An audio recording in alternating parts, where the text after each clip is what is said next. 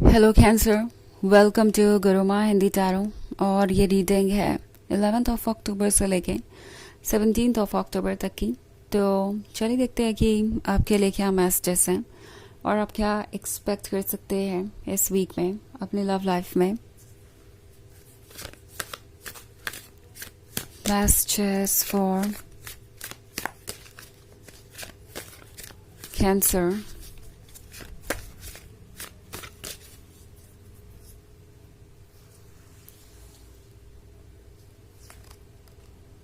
Justice, Seven of Grails, Daughter of Skulls, the Emperor, and Eight of Scepters. Okay. So हमारे पास है Daughter of Skulls. I think इस person को realise हो गया है कि वो किससे डील कर रहे हैं। आप प्रैक्टिकल हो सकते हैं, आप जस्टिस भी कर सकते हैं, आप हमेशा से ट्रुथ को देख सकते थे, आप हमेशा से ट्रुथ को समझ सकते थे। एंड आपने कुछ चीज़ों को बस इसलिए इग्नोर किया क्योंकि आप उन्हें प्यार करते थे, आप उन्हें मौका देना चाहते थे, आप चाहते थे कि वो इस जर्नी में लर्न करें, आगे बढ़े। और जो भी रेड फ्लैग्स उन्होंने आपको शो किए हैं वो दोबारा नहीं रिपीट होंगे, आपकी ये उम्मीद थी। आपने बाउंड्रीज ड्रॉ की, आपने कोशिश की उन्हें समझाने की कि आप क्या चाहते हैं और क्या ज़रूरी है एक हेल्दी रिलेशनशिप के लिए। बट शायद ये पर्सन आपकी इस बिहेवियर को किसी तरीके की मजबूरी समझ बैठा। उन्हें ये गलत फहमी हो गई थी कि वो द एम्परर है, इतने गॉर्जियस है, इतने सदक्टिव है, इतने डिज़ायरेबल है कि आप उनसे दूर जा ही नहीं सकते, चाहे वो जो भी करें। सेवन ऑफ ग्रेल्स का कार्ड है यहाँ पे। हो सकता है इस पर्सन को यह लग रहा था जैसे कि आप किसी अलग ही दुनिया में हैं। ये जो लव है आपके लिए एक एडिक्शन बन गया है। आपका रेड फ्लैग इग्नोर करना इस पर्सन ने टेकन फॉर ग्रांटेड लिया।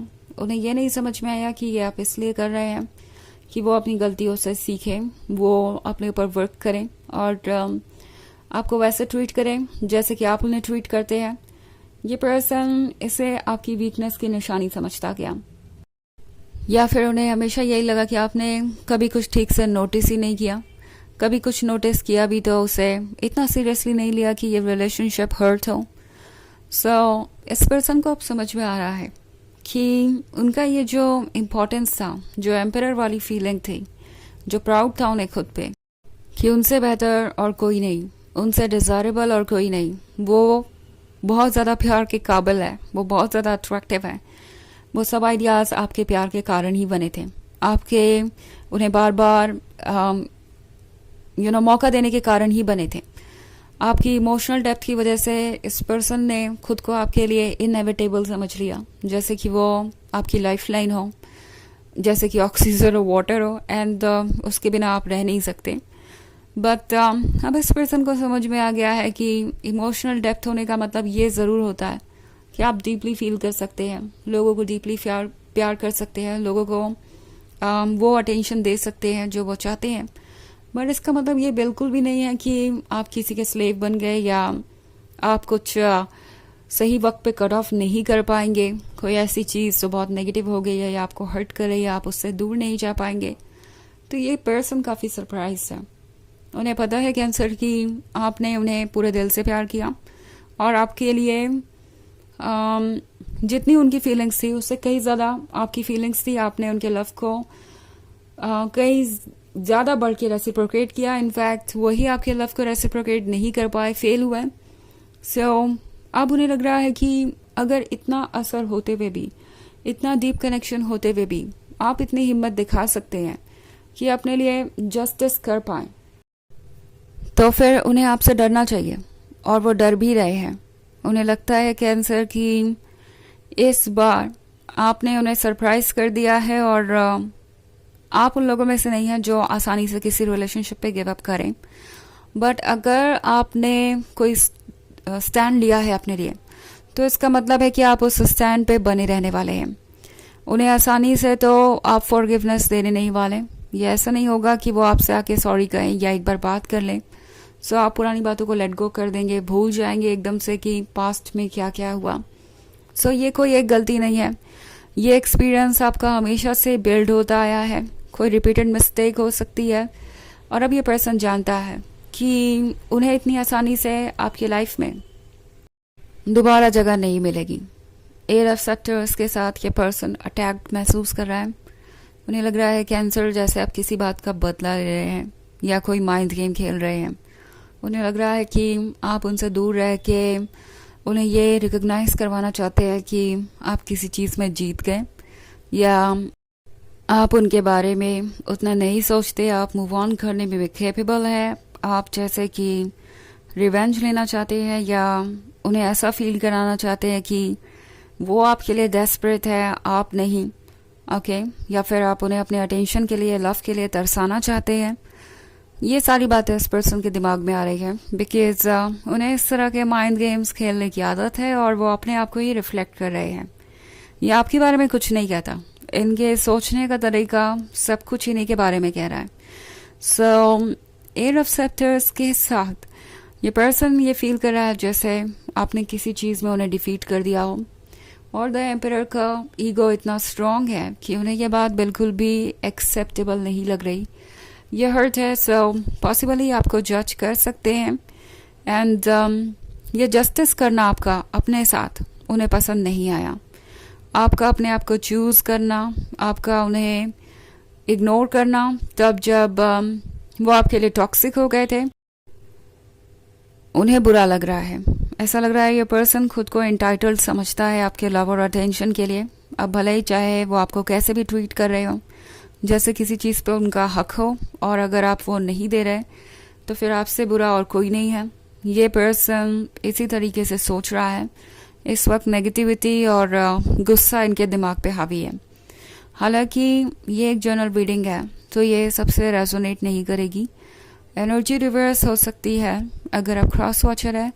इसके अलावा अगर आप पिछले वीक की रीडिंग देखना चाहें तो उसका लिंक आपको डिस्क्रिप्शन बॉक्स में मिल जाएगा हमेशा की तरह। सो चलिए आगे बढ़ते हैं और देखते हैं और क्या मैसेजेस है आपके लिए कैंसर।